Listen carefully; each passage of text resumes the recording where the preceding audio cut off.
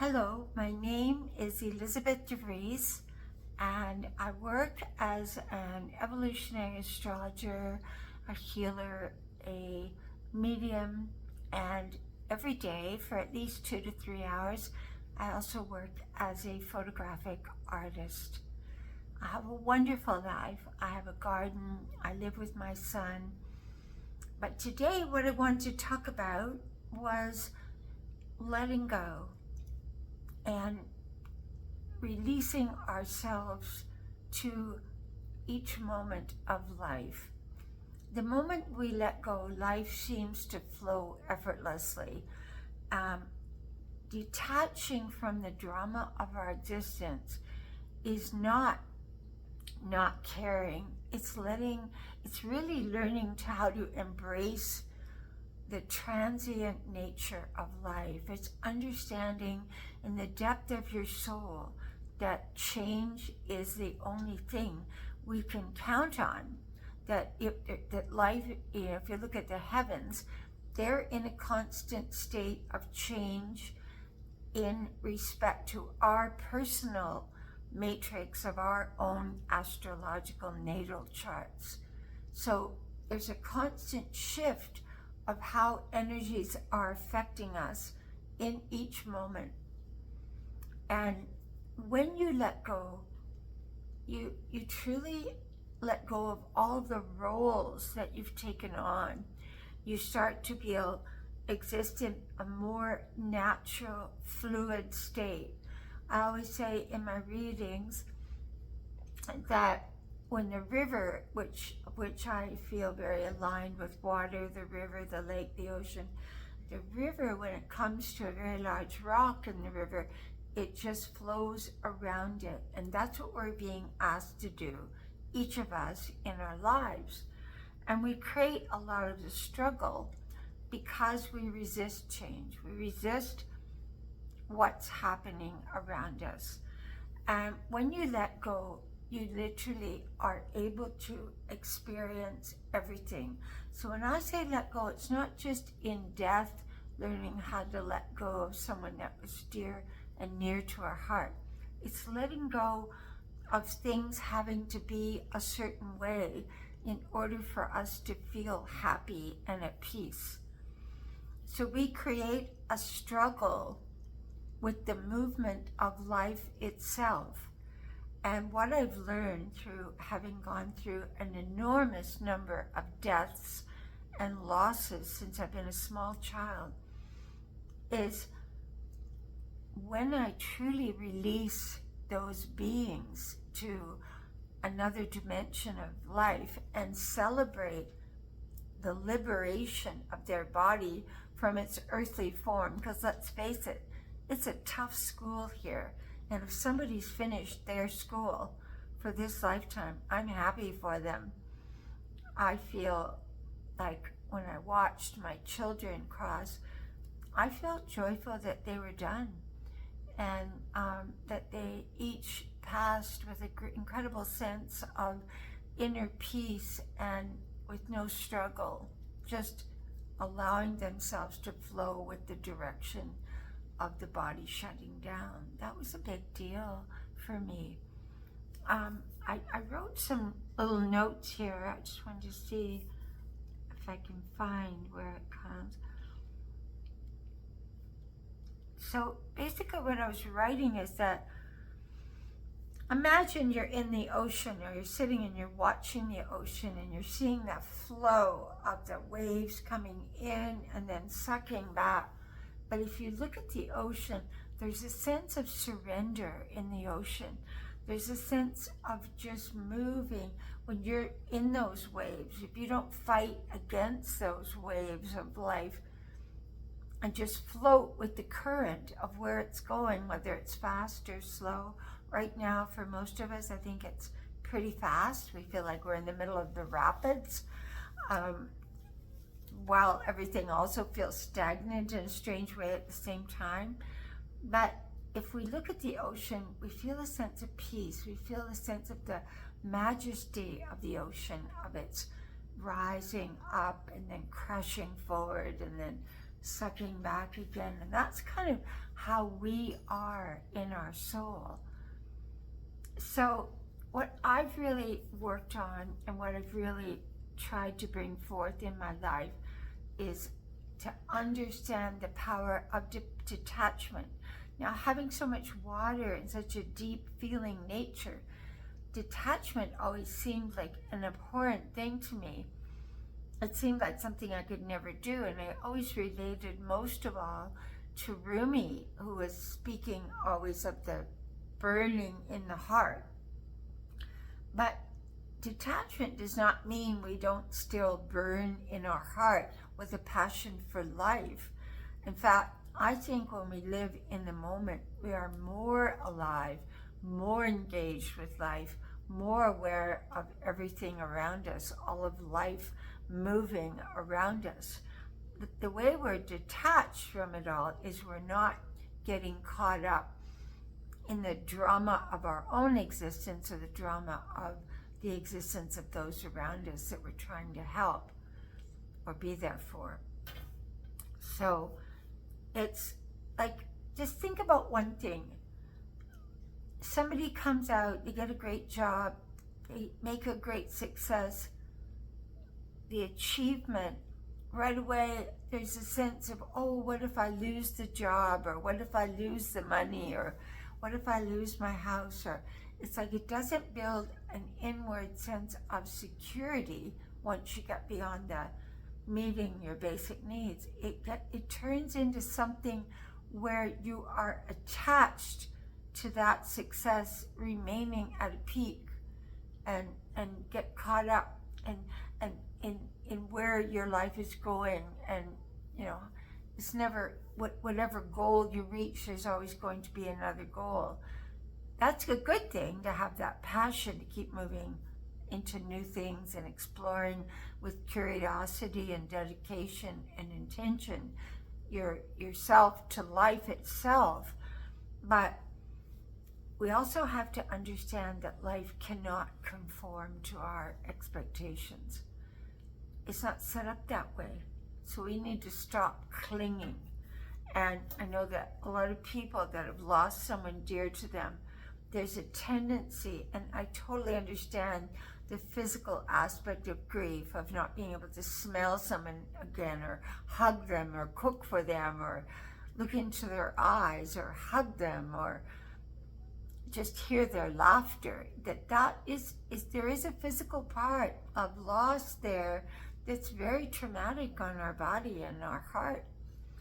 But we have to slowly move out of that without clinging, and realize the world is always in a state of movement. Look at your garden. Look at the cycles of your garden. Look at the cycles of your animal your lives that are so short in comparison to the average human. We have to move with life. That's the question. Will you move with life? So detachment is not caring. That would be avoidance. It's more letting go of what is, so that you can fully engage in the next moment. So when they say, like Eckhart Tolle said, are you in the now? What he meant is, are you fully present without being imprisoned by what you're experiencing? So even say, for example, we're in a love affair, we meet someone and it seems so perfect, and we go, oh, I just want it to always stay the way it is. I want our love to be at this peak. Nothing stays the way it is. We sometimes move closer, work through things, go into deeper depths with somebody, or sometimes it runs its cycle and we start to step back and we move away. And so detachment is being fully present with whomever that person is without being held by it. And that is where we're led then to unconditional love, because we are not loving someone. We may have our boundaries or our value systems, that we decide to make a choice to move on, or to be in a relationship with somebody else, and to gently let that go. But it's not about setting up in our mind how the world should be so that we can be happy. That happiness, that sense of inner peace, that sense of joyous, in the moment feeling of engaging with life, has nothing to do with the other. It has to do with you, your relationship to yourself, and how much you are able to surrender up what is and just move into the next moment. It's an incredible life experience to learn that. It's taken me so many years to learn this form of detachment. I can happily say I've reached a place where I'm not swept around by whether people think I'm a saint or a sinner. I'm not defined by how others see me. I don't want to hurt people. I don't want to tread on their boundaries, their sacred space.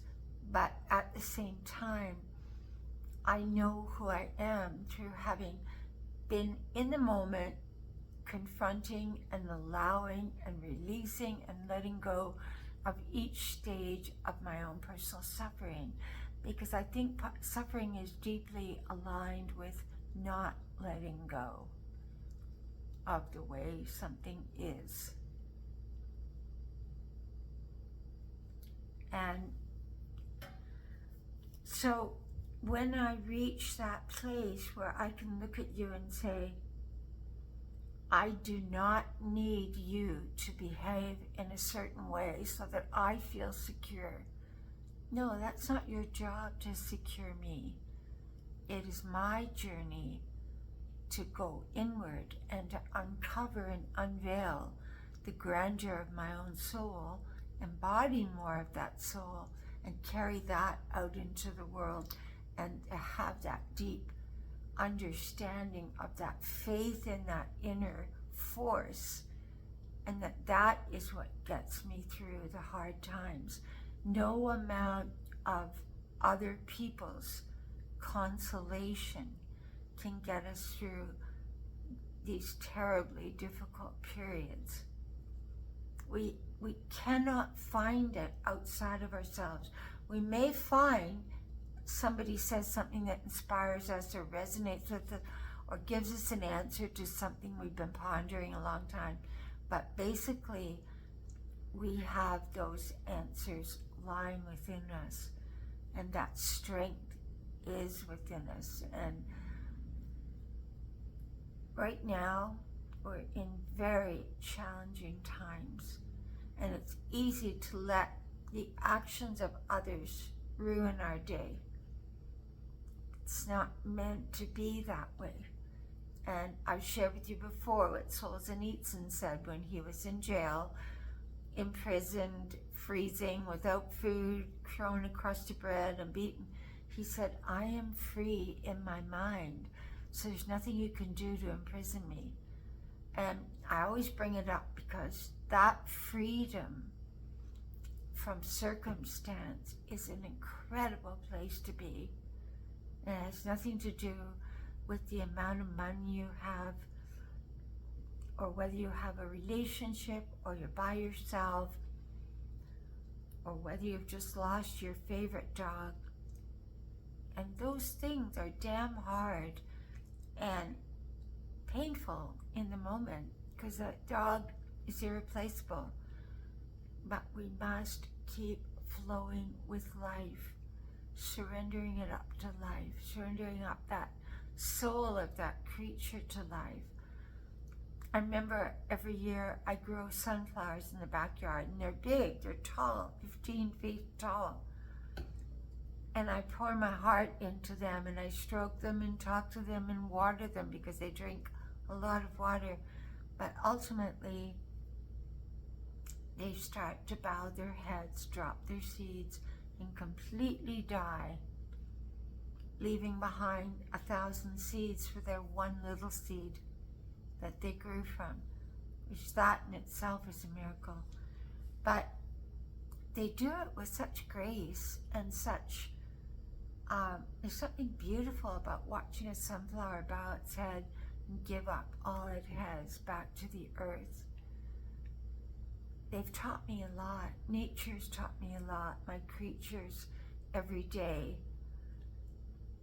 So I'm going to talk more about the stages of grief and about hospice and about death to a way of living, or death where you lose all your possessions or your best friend or whatever. I want to go into all that in subsequent videos, but let's start here. And if you would like a reading with me, I've given over now 10,000 readings in my life all over the world, and I love it. I love to delve into your chart, see your soul gifts, your soul challenges, and most of all, just to feel your level of evolution, and if there's any way I can help you, I'm here for you. So you can write me at angelicmercy44@gmail.com. In the meantime, tomorrow is August 1st. It's amazing. Into August already this year. What a year we've been through. Keep smiling, grow in mercy, grow in your capacity to love and forgive. And most of all, at this time, let's really access not our belief systems, our wells of wisdom that lie within our heart. Thank you.